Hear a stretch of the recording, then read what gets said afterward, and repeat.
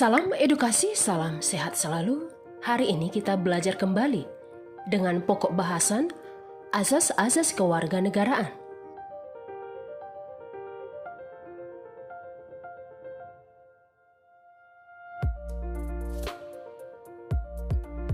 Azas kewarganegaraan merupakan dasar berpikir dalam menentukan masuk tidaknya seseorang dalam golongan warga negara dari suatu negara tertentu. Azas kewarganegaraan ini dapat kita bagi atas dua bagian. Yang pertama, azas ius sanguinis atau azas berdasarkan keturunan. Dan yang kedua, azas ius soli atau azas berdasarkan kedaerahan.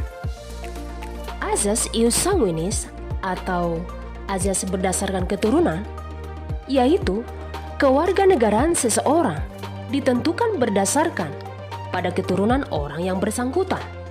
Dan azas ius soli atau azas berdasarkan kedaerahan yaitu kewarganegaraan seseorang ditentukan berdasarkan tempat kelahirannya.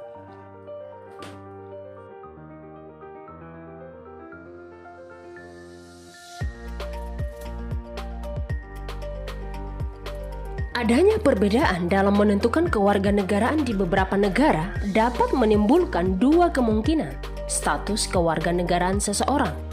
Apakah statusnya bipatride atau apatride?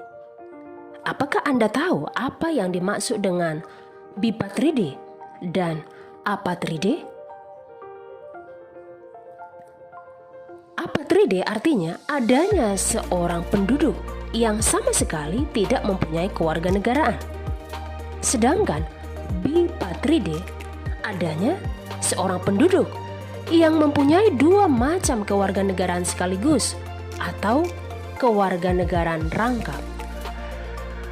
Bilakah seseorang memiliki status apatride, maka kasusnya dapat kita lihat seperti ini. Seorang keturunan bangsa X yang menganut azas ius soli lahir di negara Y yang menganut azas ius sanguinis, maka orang tersebut tidaklah menjadi warga negara X dan juga tidak dapat menjadi warga negara Y. Dengan demikian, orang tersebut tidak mempunyai kewarganegaraan. Bagaimana pula dengan kasus bipatride? Nah, status bipatride bisa terjadi jika seseorang keturunan bangsa X yang menganut azas ius sanguinis lahir di negara Y yang menganut azas ius soli. Oleh karena ia keturunan bangsa X, maka ia dianggap sebagai warga negara X. Akan tetapi, negara Y juga menganggap dia warga negaranya karena berdasarkan tempat lahirnya. Ada dua upaya dalam menentukan status kewarganegaraan seseorang. Yang pertama, stelsel aktif.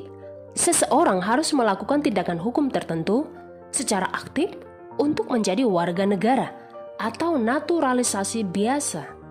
Yang kedua, stelsel pasif.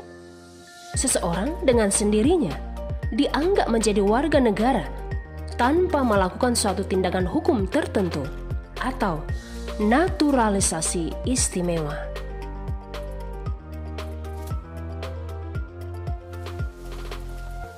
Berdasarkan stelsel aktif dan pasif, maka seorang warga negara pada dasarnya mempunyai hak opsi dan hak repudiasi.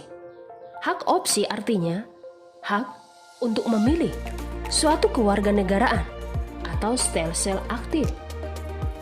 Hak repudiasi artinya hak untuk menolak suatu kewarganegaraan atau stelsel pasif.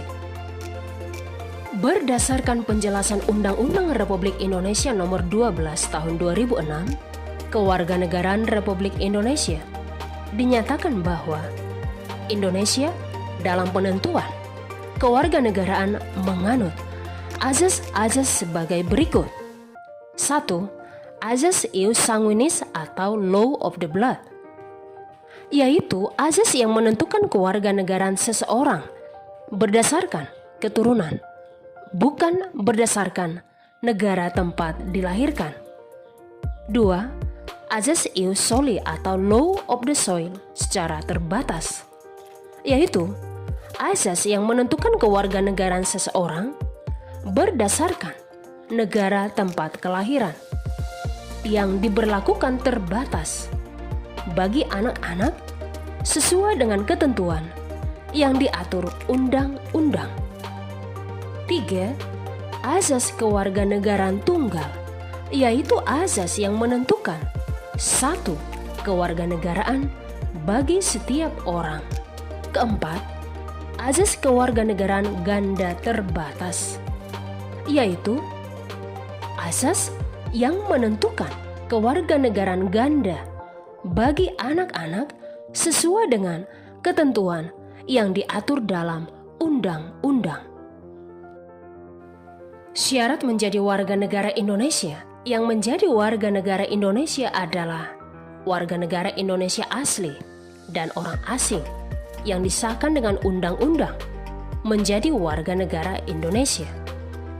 Penduduk asli negara Indonesia secara otomatis adalah warga negara Indonesia, sedangkan orang dari bangsa asing untuk menjadi warga negara harus mengajukan permohonan kepada pemerintah Indonesia. Proses permohonan disebut dengan pewarganegaraan atau naturalisasi. Permohonan pewarganegaraan dapat dibagi atas dua bagian, naturalisasi biasa dan naturalisasi istimewa. Naturalisasi biasa artinya orang dari bangsa asing yang akan mengajukan permohonan pewarganegaraan dengan cara naturalisasi biasa harus memenuhi syarat sebagaimana yang ditentukan oleh pasal 9 Undang-Undang RI nomor 12 tahun 2006. Sedangkan naturalisasi istimewa diberikan kepada orang asing yang telah berjasa kepada negara RI atau dengan alasan kepentingan negara setelah memperoleh pertimbangan DPR RI. Naturalisasi istimewa batal diberikan jika menyebabkan orang asing tersebut berkewarganegaraan ganda. Berikut ini hal-hal yang menyebabkan seseorang kehilangan kewarganegaraannya.